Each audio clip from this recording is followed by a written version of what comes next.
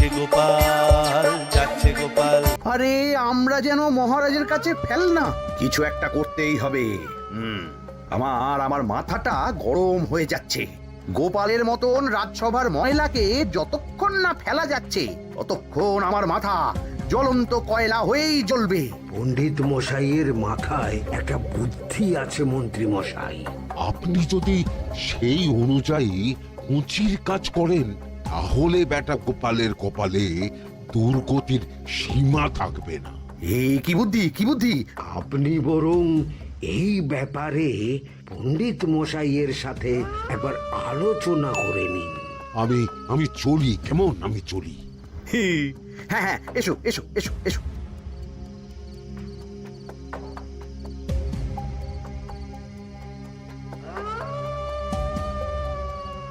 আরে ওই তো আমার বাঁ হাত ঘটা আসছে, বেটাকে দিয়ে একটা কাজ করাতে হবে। এ কি মন্ত্রী মশাই, আপনি এখানে দাঁড়িয়ে কি করছেন? এই একটা গুরুত্বপূর্ণ ব্যাপারে কথা বলছিলাম। একটা একটা কাজ করতে পারবি? কি কাজ করতে হবে বলুন মন্ত্রী মশাই। আমাকে একটু ঠান্ডা জল, পাতিলেবু আর পুদিনার পাতা দিয়ে শরবত বানিয়ে খাওয়াতে পারবি? সেসব আমার ঘরে ব্যবস্থা করাই আছে। চলুন চলুন, আমার সাথে চলুন। হ্যাঁ হ্যাঁ, চল চল চল চল চল।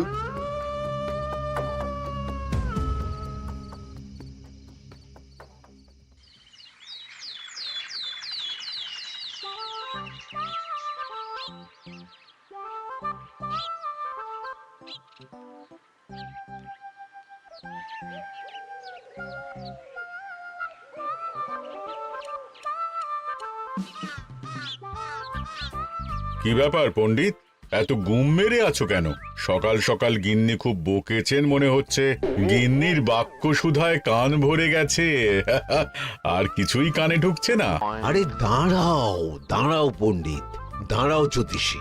পণ্ডিত তো আমার কথা শুনতেই পেল না মনে হচ্ছে। তুমি তো দূর থেকে বলেছো, আমি তো বলেছি পাশ থেকে, তাতেও শুনতে পাইনি। কানের পোকা হলো নাকি? কি গো পণ্ডিত, ব্যাপার কি? কেমন বুঝছো? এ তো ভয়ানক কর্ণকোষ্ঠবদ্ধতার লক্ষণ। তুমি কচু বুঝেছো? আমার হয়েছে কর্ণগোপাল, তোমাদেরও হতো, কিন্তু তোমাদের দোকান কাটা বলে হয়নি। তুমি আমাদের অপমান করছো। তোমাদের অপমান বোধ থাকলে কোনো শব্দই কানে ঢুকতো না, শুধু একটাই শব্দ কানে বাজতো, গোপাল গোপাল গোপাল। এবারে রাজসভায় কিভাবে হেনস্থা হতে হলো মনে নেই?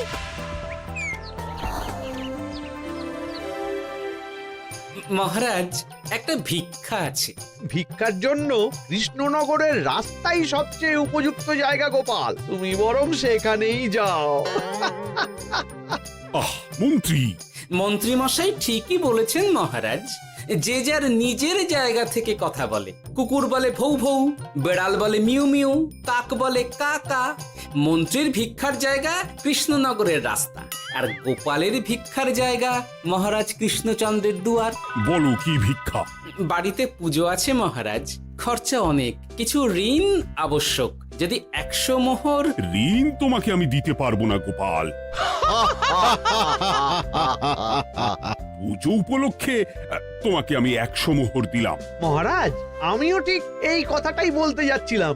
আমরাও তাহলে বাড়িতে পুজো করব। পুজোর জন্য আমাদের অনেক খরচ, তাই যদি... অবশ্যই অবশ্যই, কত ঋণের প্রয়োজন খাজাঞ্চির কাছ থেকে নিয়ে নিও, সুদটা আমি মাফ করে দিলাম। মহারাজ, গোপালকে দান আর আমাদের ঋণ? হ্যাঁ, কারণ তোমরা নিজেরা খাবে, কিন্তু গোপাল অন্যদের খাওয়াবে। গোপালের মতো মানুষের সঙ্গে থাকাই হলো রাজধর্ম। কিন্তু তাছাড়াও তোমরা হলে 80 যাই বেতন পাই দলের লোক। গত 1 বছরে তোমার কোন মন্ত্রণা দেশের কাজে এসেছে? পণ্ডিত কোনো নতুন তত্ত্ব শুনিয়েছে? জ্যোতিষী কোনো অমোঘ ভবিষ্যৎবাণী করেছে? আর বৈদ্য 3 বছর ধরে আমার হাঁটুর ব্যথা সারাতে পারেনি। কিন্তু গোপাল, গোপালের ভাঁড়ে হাস্যরসের কখনো অভাব হয়নি। মনে আছে? আছে। কিন্তু করার তো কিছু নেই। আছে। কিছু ভেবেছো নাকি পণ্ডিত? তোমাদের মনে আছে মহারাজ মোহর দেওয়ার পর গোপাল সেদিন বলেছিল কি গোপাল, খুশি তো? মহারাজ, আপনি আমাকে এক মুঠো ধুলো দিলেও আমি খুশি। সেই ধুলো মুঠোই আমি সোনা মুঠো করে ফেলবো। মনে নেই আবার? একটু ঝেড়ে কাশো তো দেখি পণ্ডিত, কি ভেবেছো? যা হবে দেখতেই পাবে।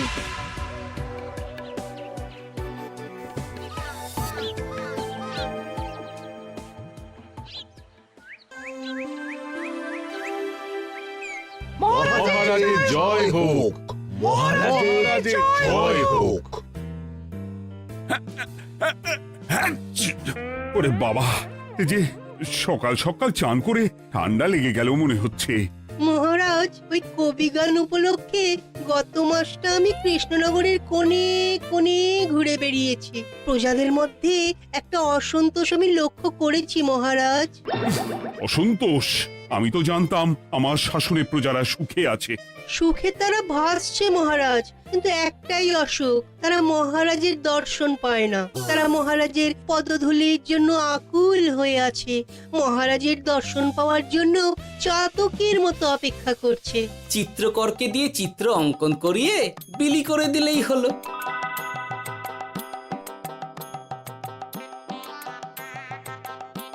খুব ধুলো হয়েছে মহারাজ, কিন্তু এত ধুলো। কালকের ঝড়ে ঢুকেছে ঝাড়ুদার।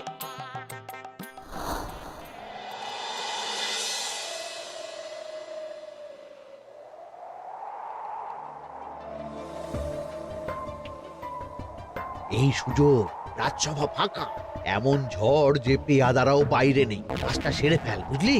কিরে, কাজটা কর।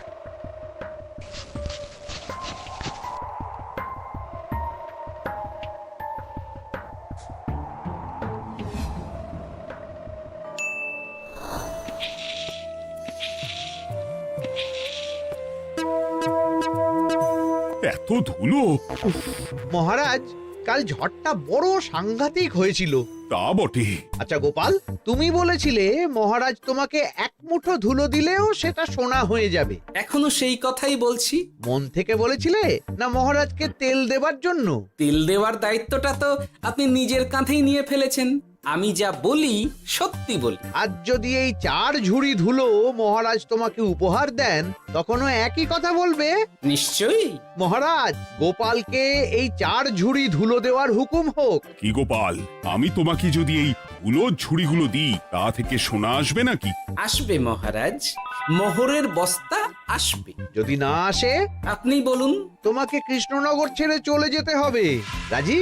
আর যদি আমি পারি, তাহলে আপনাকে এই মন্ত্রীর চাকরি ছেড়ে দিতে হবে। কি রাজি? কি মন্ত্রী, রাজি? রাজি। গোপাল? রাজি মহারাজ। আচ্ছা, আর কেউ মন্ত্রীর পক্ষে বাজি ধরেছেন নাকি? হ্যাঁ, আমি আমি আমি আমি ও গোপাল এবার যে মরণ কুয়োতে ঝাঁপিয়েছে, সেখান থেকে আর উঠে আসতে পারবে না। ধুলো থেকে মোহরের বস্তা আসবে, এ হচ্ছে ওই গোপালের উন্মাদ রোগের শুরু। দেমাক দেমাক, মহারাজের পিঠ চাপড়ানি পেয়ে পেয়ে গোপাল ভেবেছে যে ও সব কিছু করতে পারে।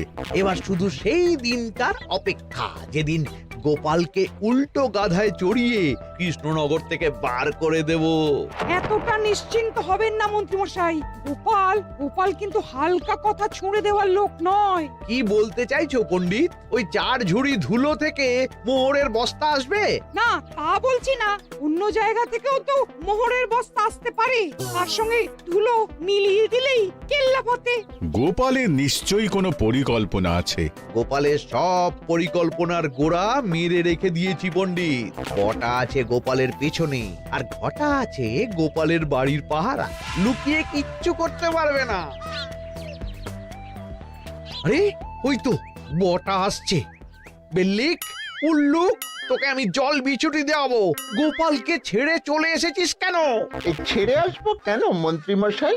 গোপালকে ওর বাড়ির সামনে ছেড়ে এসেছি। ওখানে তো ঘটা আছে।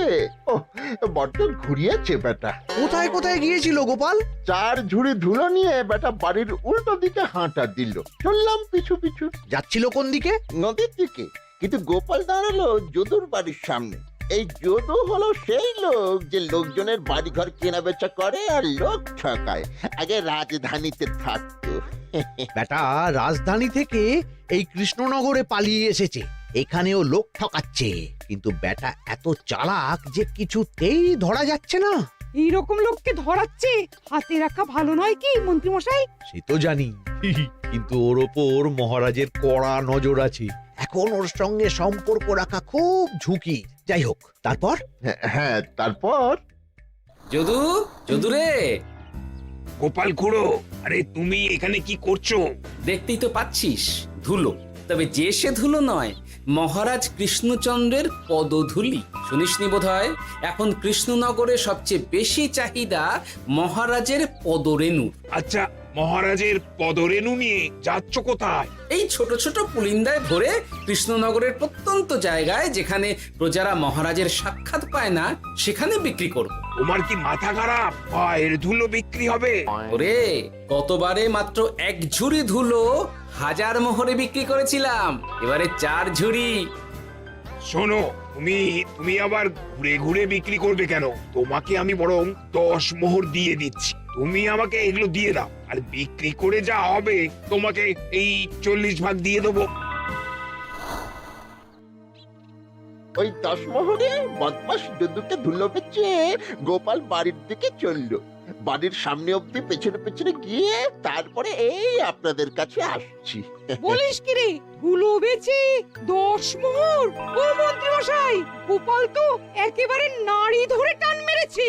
গেল রাজসভায় এমন সুখের চাকরিটি গেল, এবার আবার রাস্তার ধারে গিয়েই বসতে হবে।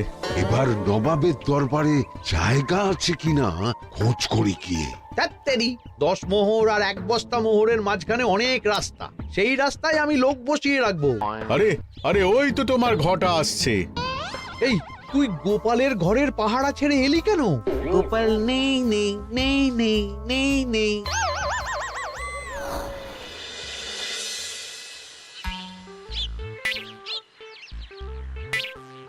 আরে, ভয় পেলি নাকি? না না না না না, ভয় পাবো কেন? শোন, তোকে পেয়ে আমার খুব ভালো হলো বুঝলি। তোকে আমার একটা কাজ করতে হবে। বলো বলো। আসলে বুঝলি, আমার না গিন্নিকে নিয়ে তার বাপের বাড়ি যাওয়ার কথা ছিল, কিন্তু হঠাৎ বিশেষ কাজে আমাকে খামবাজে চলে যেতে হচ্ছে। এখন আমি গিয়ে গিন্নিকে বললে বুঝতেই পারছিস কুরুক্ষেত্র হয়ে যাবে একেবারে। তাই আমি কাউকে খুঁজছিলাম যে আমার বাইরে যাওয়ার খবরটা আমার গিন্নিকে গিয়ে দেবে। তুই পারবি বাবা ঘটা? ওরে বাবা, আরে আরে আরে, ভয় পাস না, তোকে গিয়ে মুখে কিছু বলতে হবে না। এই নে, এই চিঠিটা আমার বউকে দিবি।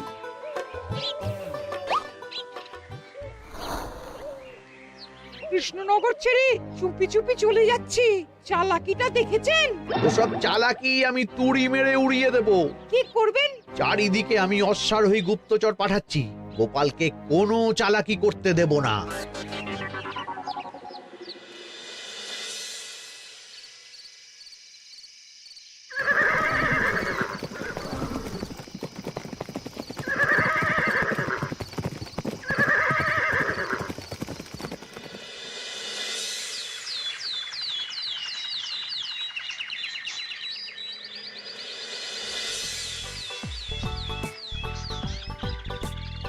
অং বং পিং পং।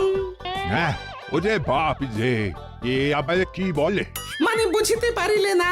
অং বং পিং পং অর্থাৎ আইসো আমার নিকট বিদেশি জাদু শরবত আছে, ইহাতে তৃষ্ণা নিবারিত হয়, শক্তি বৃদ্ধি হয়, ঘুম ভালো হয়, সম্পর্কের উন্নতি হয়, জামা কাপড় ফর্সা হয়, তু শব্দ না করে সকাল সকাল কষ্ট পরিষ্কার হয়, মূল্য মাত্র 1 মোহর। বোঝো, ওইটুকু অং বঙ্গের মধ্যে এত কিছু? ঠিক আছে, তা দাও দেখি, আপাতত টেস্টটা তো মিটু, বাকিগুলো পরে বোঝা যাবে।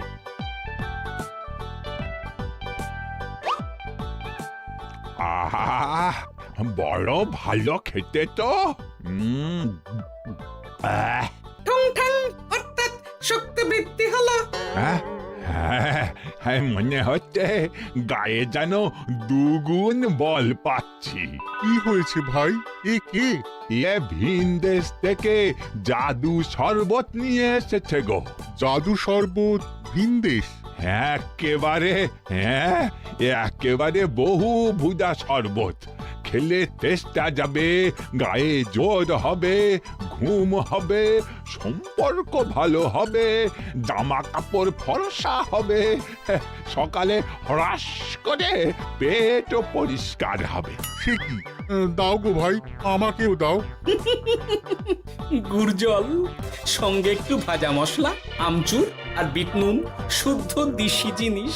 জানলে কেউ ছুঁয়েও দেখতো না, কিন্তু একটু বিদেশি গন্ধ দিতেই একেবারে হট্টমেলা। আরে তোমরাও এসেছো দেখছি। সং সং শঙ্কা, লং লং লঙ্কা। মানে অর্থাৎ এই শরবত খেলে আর শঙ্কা নাই, বুদ্ধি লঙ্কার মতন ঝাল হয়ে যাবে। তারপর ডং ডং ডঙ্কা, টং টং টঙ্কা, ফাইন ফাইন, অর্থাৎ টাকা আসবে আমার কাছে।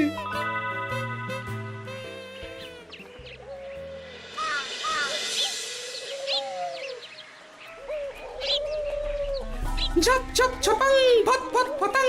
অর্থাৎ উহাকে দৌড়িয়েছো কেন? বেটা জোচ্চোর অনেককে ঠকিয়েছে। অনেক দিন থেকে তককে তককে ছিলাম। এবার এই ধুলো নিয়ে মহারাজের পায়ের ধুলো বলে বিক্রি করছিল। একটা বেনামি চিঠিতে খবর পেয়ে বেটাকে ধরেছি। ব্যাং ব্যাং বিগ ব্যাং। অর্থাৎ বাহ বাহ বাহ বাহ। বেনামি চিঠিটা আমি দিয়েছিলাম বাবু। বাবা যদু, তুমি সেই রাজধানী থেকে কৃষ্ণনগর অবধি মানুষকে অনেক খোল খাইয়েছো। তুমি এতদিন ঘুঘু দেখে এসেছিলে বাবা, এবার গোপাল নামক ফাঁদটা দেখলে। কতবার বলবো, এইসব ধুলো আমি গোপালের কাছ থেকে কিনেছি। যা বলার ওই বিচারের সময় মহারাজকে বলবি। চল চল চল চল চল।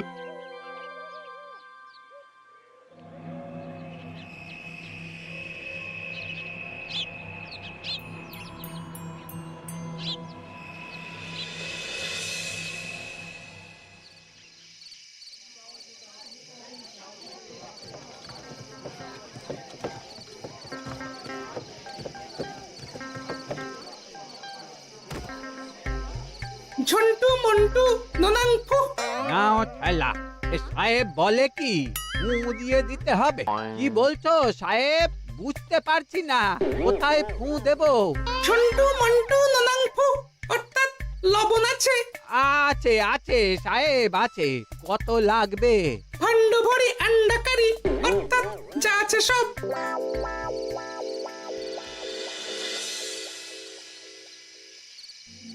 ব্যাস, মোটামুটি আশেপাশে সব দোকানের নুন এখন আমার জিম্মায়। এবার আসল মজা শুরু হবে।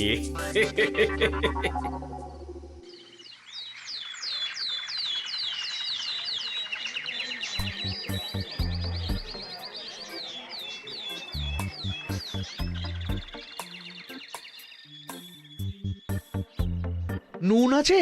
না হুজুর, গোটা কৃষ্ণনগরেই নুন নেই। ওই দেখো, পুরো রাজসভাই বাজারে জড়ো হয়েছে। শান্তামনা, শান্টু মন্টু। এ আবার কি বলছে রে বাবা? শান্তামনা, শান্টু মন্টু। অর্থাৎ জনগণ শ্রবণ করুন। নান্টু কান্টু, নুন কিনিবেন আন্টু আন্টু। আসুন আসুন। আমার আমার এক সের নুন লাগবে। সেন্টু, অবশ্যই 1 সের লবণ 10 মোহর। এক সের 10 মোহর? 10 মোহর লইবেন না লইবেন না? না, নেব না।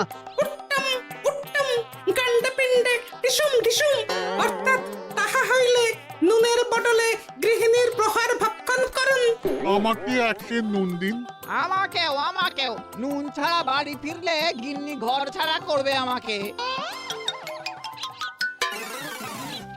শুনলাম কৃষ্ণনগর থেকে নুন উধাও। আছে মহারাজ, আছে। কৃষ্ণনগরের সব লবণ আমার নিকটে আছে। 1 সের 10 মোহর। এত দাম? দাম তো হবেই মহারাজ। লবণ ছাড়া রান্না কেমন হবে ভাবিয়া দেখুন। ঠিকই বলেছ, রাজপাকশালেও তো রান্না বসেনি। 100 সেরের মতন রাজপ্রাসাদে পাঠিয়ে দাও। 1000 মোহর দিয়ে দাও।